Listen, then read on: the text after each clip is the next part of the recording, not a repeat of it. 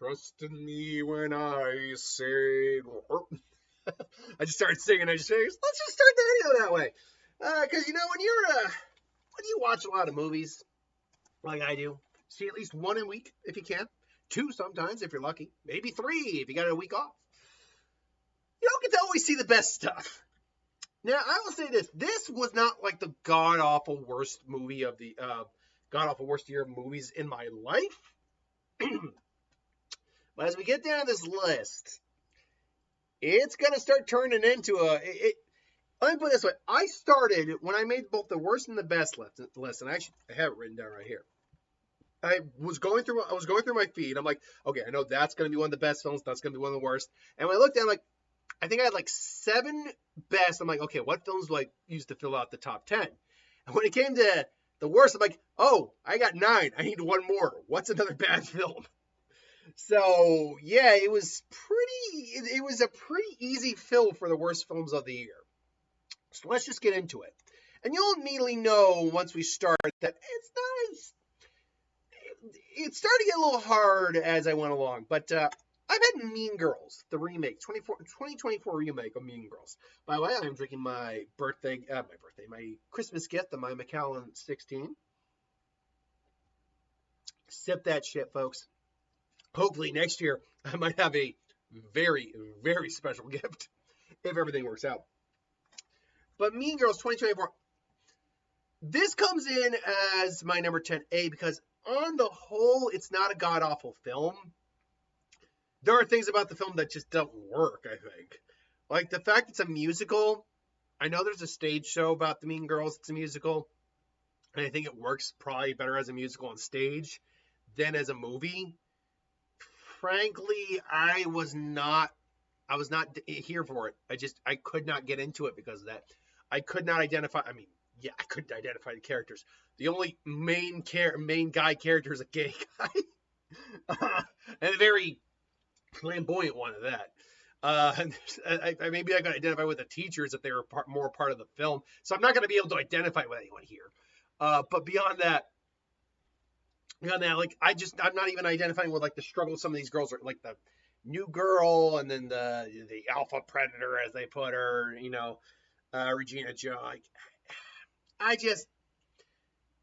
it did not work for me. But the problem with that is, and the reason it's number 10 is that even though didn't think it was very well, it wasn't very good. I could see the effort in there. I could see it, and it honestly could work for other people that weren't me. So that's why, frankly, it only comes in at the bottom 10. It only comes in at number 10. So because I didn't like it that much, but it wasn't god awful either, and it just wasn't a film that was tailored for me. What about another film? A film where all eyes are on you, human or otherwise. The Watchers. A film with a good premise, apparently based off a book. When the minute I read in the description that it was in Ireland, I knew they were going to be fairies. They were going to be fae folk, whatever that was watching them. That's what I knew. It was all about the exercise of getting there. And for what it was worth, I thought they handled it fine. That said, the reason that this gets the number 9 spot as opposed to, say, Mean Girls, which is a film that wasn't really tailored for me, is that honestly, this really wasn't that bad of a film for like the first 2/3. It wasn't amazing, but I was with it. Me and my girlfriend were with it. And then they kept going after the bus ride. And it turned into an episode of Supernatural. And not even a good one. It just turned into something else completely.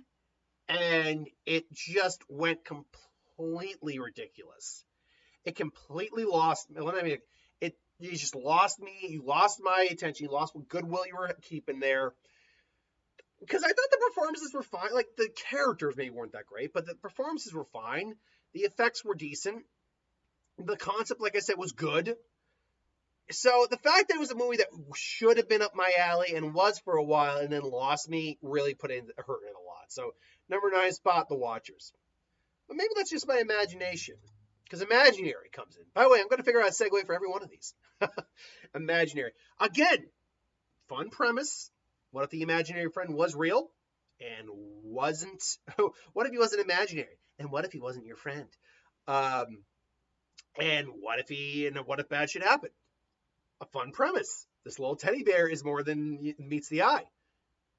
And there were good things in it. I saw it with a friend of mine.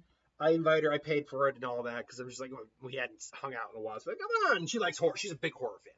So we watched it, and we're sitting there like, he's like, ah. And when we get to like the scene where she's talking to the doctor on camera, that's like the one, like we both agreed that was a good scene. That is the kind of shit we needed more of in this movie. But we get shitty guy next door, but he's good looking. He's just an asshole. And then rawr, scary man. It's like rawr, scary. Ooh, I'm scary. I'm scary. Rawr. And basically just doing chalk zone, entering the unknown world, which is just a bunch of doors. And man, this was a cool idea. Done before, sure, but a cool idea. And at first they were doing it in a unique way. Like even the bear itself isn't there. That was a good reveal.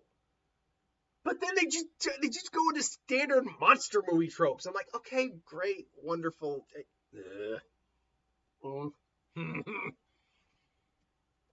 Man, they really shit the bed on that. So, and that sucks too, because the main actress, I remembered, I'm like, where did I see her? She was in Jurassic World Dominion, one of the new characters introduced, was really cool. Beautiful woman.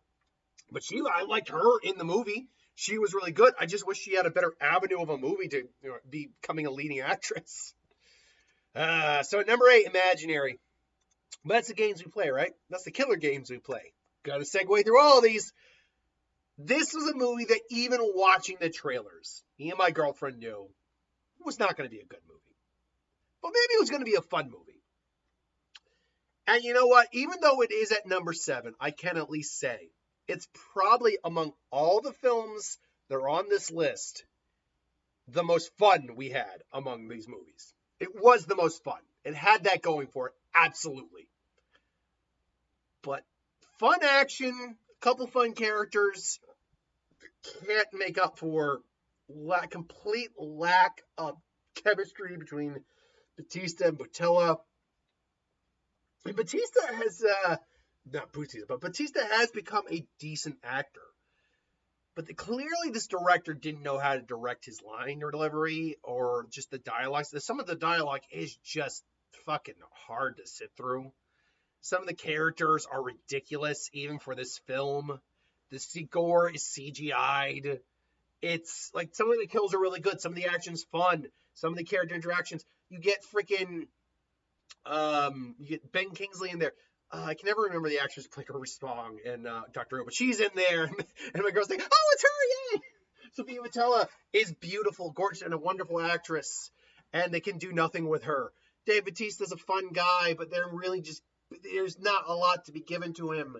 Clem Palmatieth is the villain, and she's kind of fun, but at the same time, like, not much. There's a line where we make you go, is she gonna go put a strap on and peg that guy's ass? Like do what you want to do. I mean, I'm not judging, but whatever.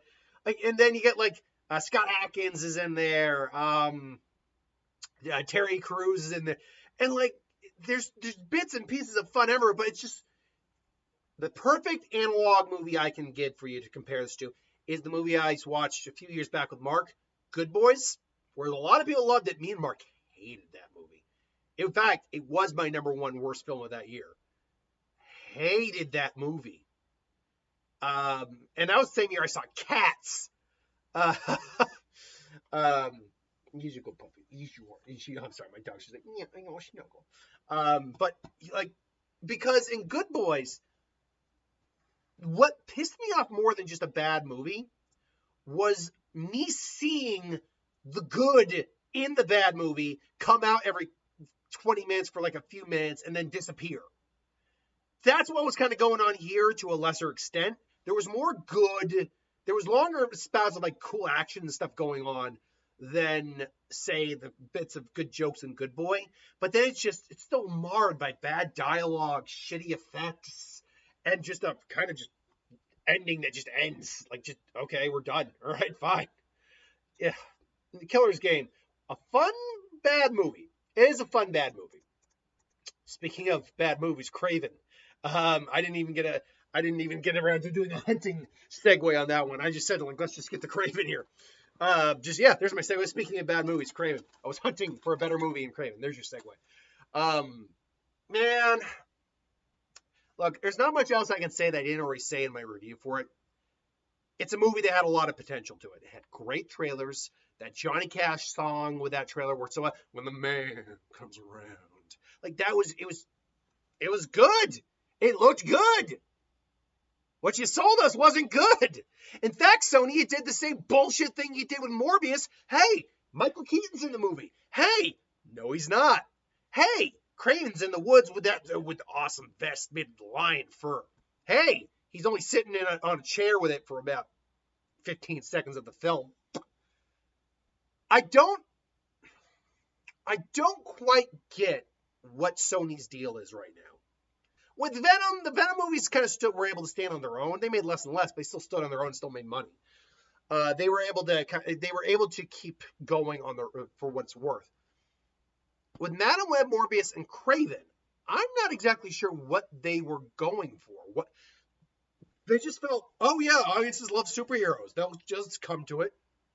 No, the audience doesn't just love superheroes. Yes, the audience loves superheroes, but a lot of people keep talking about comic book fatigue and, how Disney's finally, Marvel's dead, which is not, obviously. But point is, it's clear there's a vocal portion of the audience out there that won't go to a comic book movie just because it's a comic book movie. In fact, I'd say based on the numbers, the majority of people aren't just going to go to a comic book movie because it's a comic book movie. You still have to offer substance. You still have to build upon that. And Craven is basically the last domino to fall in a cascading effect of crap. Morbius wasn't very good. Arguably, it's the best of the three, which is sad as fuck. Madam Web will be higher on this list.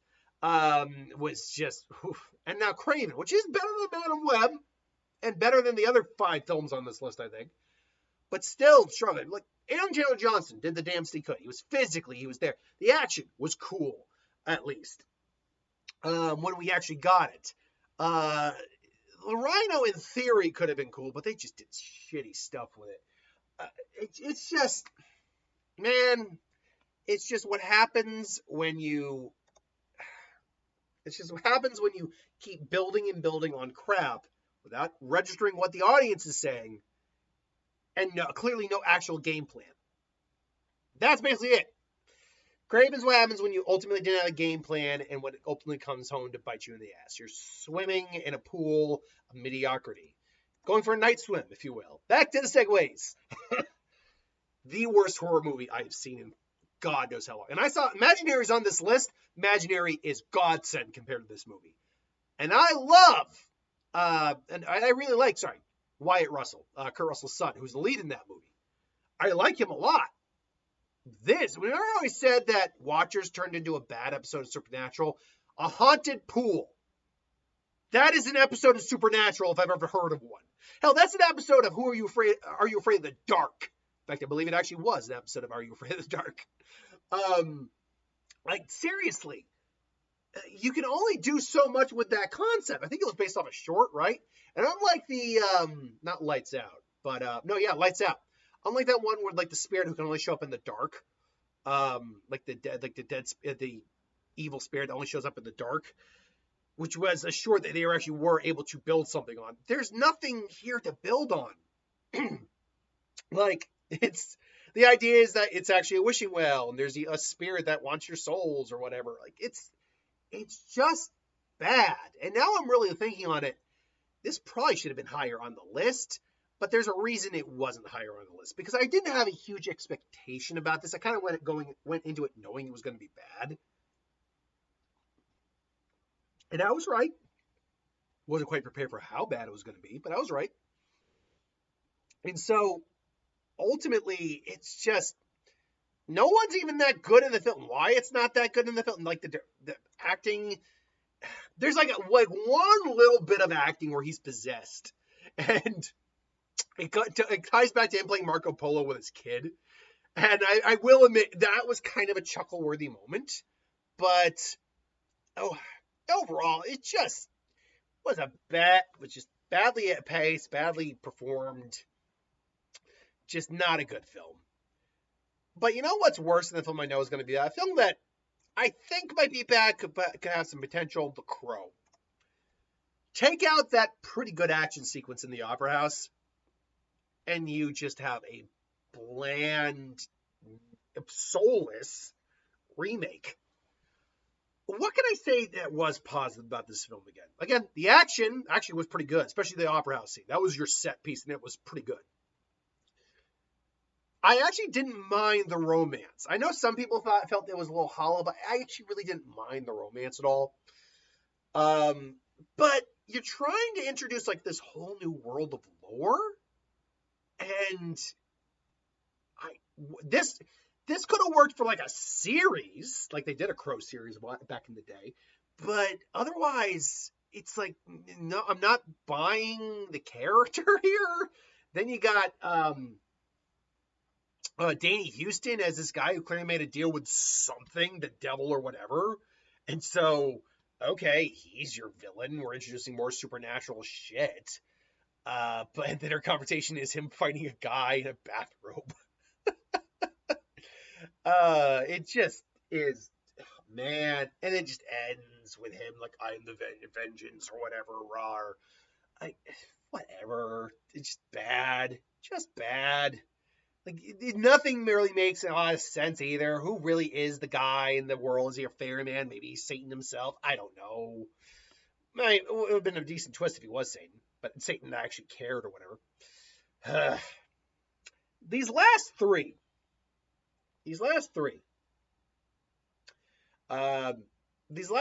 I'm on the border.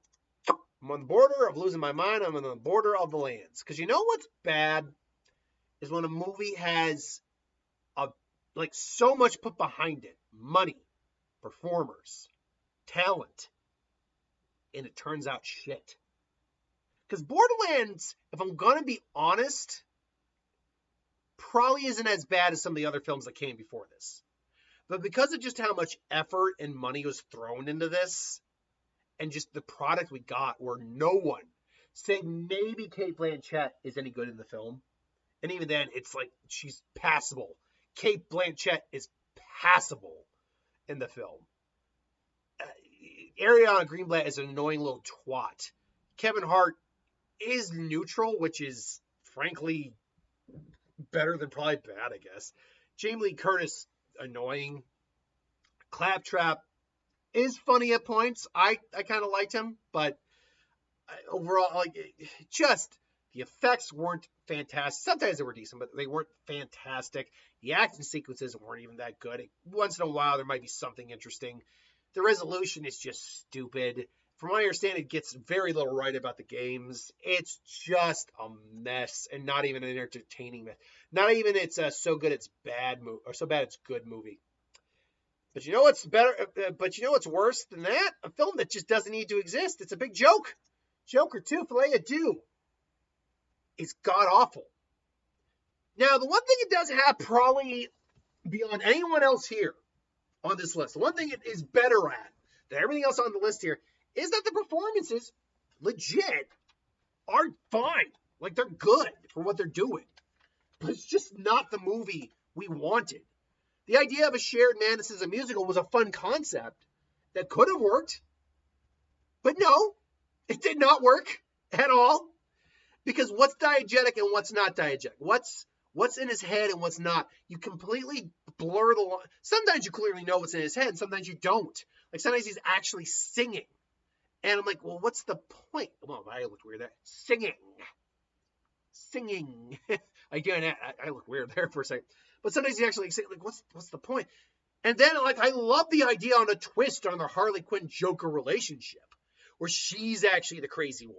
And she's the enabler, and she turns more or less him into the Joker.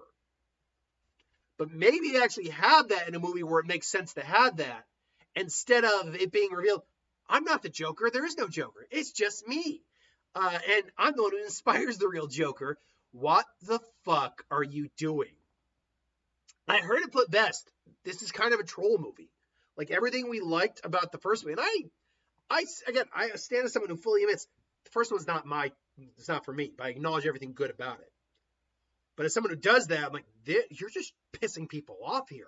You really are. Like, there's no point to this.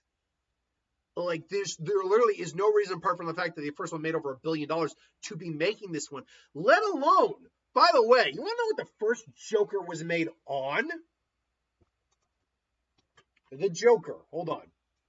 The Joker. You want to know exactly what the first one was made on? Joker.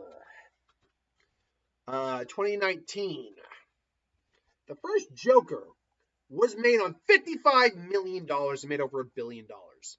This one was made on $200 million. And I'm going to tell you right now, I have no goddamn idea where that money went, except maybe Joaquin Phoenix and Lady Gaga's paychecks. That's it. That's it. $200 million. Now, granted, the movie wouldn't have made its money back even if it was made on the 55. But $200 million fucking dollars for this film. I get a sequel usually is going to be more expensive. Makes sense. 100 million, could have seen that. No problem. Maybe 120, like the Venom films were able to do. $200 million. Are you high? Warner Brothers, this is why you got screwed over this year from the box office. Now, granted, Warner Brothers is one of the 3 studios that actually did make some money this year. But between this and Furiosa, whoever's running the ship over there didn't quite feel the room. And so, yeah. Joker, Folie à Deux, number 2. And oh, what a tangled web we weave. For it is the Madam Web as number 1. I don't care what anyone says. The people who are saying Craven's worse than Madam Web need to rewatch the fucking movie. Madam Web is the worst movie of the year. It is the worst movie that Sony probably has ever put out, or at least among them. And it's one of the worst comic book movies ever made. Minimum top 3. This movie about a C-list, not even a B-list, a C-list character that wasn't even properly, it was terribly marketed with a terrible trailer, with people who just didn't give a shit. Only Adam Scott gave a shit. That was it. Only Adam Scott as Ben Parker gave a shit, because he's a big nerd, and he figured this is probably the only time I'm ever going to be in a comic book movie. Better try my part. No, this is why one of the biggest reasons this is the number 1. And there's many reasons. First off, bad editing. Second off, characters you just don't like. Like, I don't like Cassandra Webb as a character. I don't like these girls. I don't care about this villain. Terrible ADR. No one cared. Our main actress could not give a shit about being on set. And look, you know what? I get it. From everything I heard, I get it. She was misled. She was lied to. She fired her agent because she thought she was going to be in the MCU, not the Sonyverse of crap. And so I get it. Completely get it. But you know what? You got paid. You were there. Put some effort in. Because I know Dakota Johnson is a decent actress. I've seen her act as a decent actress. So I'm not putting this on her skill level. Even if you think she's a bad actress, I've still seen her be better in other movies, which means she can be better than what she brought. Like, I'm racking my brains on if there's anything I actually liked in the movie, apart from maybe Adam Scott as Ben Parker. And by the way, the dialogue, just as bad as Craven in this. My mother was in the Amazon researching spiders when she died. Oh, and then these spider people say, when you take the responsibility, great power will be unlocked. Fuck you! Like, that was just a big, like, screw you! And then killing the guy with a Pepsi sign. Come the fuck on! And then wait. You're saying now she's got fibromyalgia? Like the disease that puts her in the chair for whatever? Yeah, she's blind now, sure, but why? Like, that's another thing. You don't fucking get, you know what the best part of the movie was? When it ended. And I don't mean that as a joke. I mean that literally. Because in the end, you get that brief sequence of them in their outfits where it's like, okay, there's at least something there. By the way, you tee up that you're teasing these 3 spider girls. And, spider women. And like they're only there in a brief glimpse of the future. Fuck you. Fuck you. But yeah, like, that's another thing I never even realized. They never explain why she's in the wheelchair now. She didn't get that hurt. She was like unconscious and they had to bring her back, but she was never that hurt. Like her legs aren't busted or anything like that. Are you saying her disease finally came back? Why did her disease finally come back? This doesn't make any goddamn sense. So, like, this is just a movie that, and Argyle came out the same month, by the way. Argyle is bad. Nowhere near as bad as this movie. Nowhere near as bad as anything else on this list, I think. Argyle's bad. Don't get me wrong. But I at least could be entertained by the ridiculousness of Argyle. The only other one on this list that could kind of entertain me in that sense was Killer's Game. So in hindsight, I really should have put it up like higher, maybe even be in front of Mean Girls, or at least directly behind Mean Girls. But it's just, my God. This is, no joke, this is a Batgirl scenario. You should not have released this movie because it hurt Craven. It hurt any movie. It hurt Venom and it hurt Craven. Because Batgirl would have not just hurt Batgirl, it would have hurt that actress's career. It also would have hurt everything about the DC universe currently going forward. Like, I heard a lot of people say, oh, all these people worked hard. Yeah, and all those people got paid, too. Like, yes, it's their art, it's the thing, it's their craft, it's what they worked on. Should it be seen? Maybe one day HBO Max will put that on HBO when DC Universe has started to, develop and all that. And, they've got a couple wins under their belt. Maybe we'll just say, we'll do a Snyder thing. We'll just drop it on there. Here, have at it. Think of it as an Elseworld story because now we're doing Elseworld stories. But apparently it was so bad, they don't want anyone to see that film. And if your film is that bad or this bad, you're better off scrapping it and taking the loss, because otherwise you are going to hurt yourself longer term than you should, and this is a prime example of it. So that is my worst films of 2024. Join me in a little bit when I do my best films of 2024. See you soon.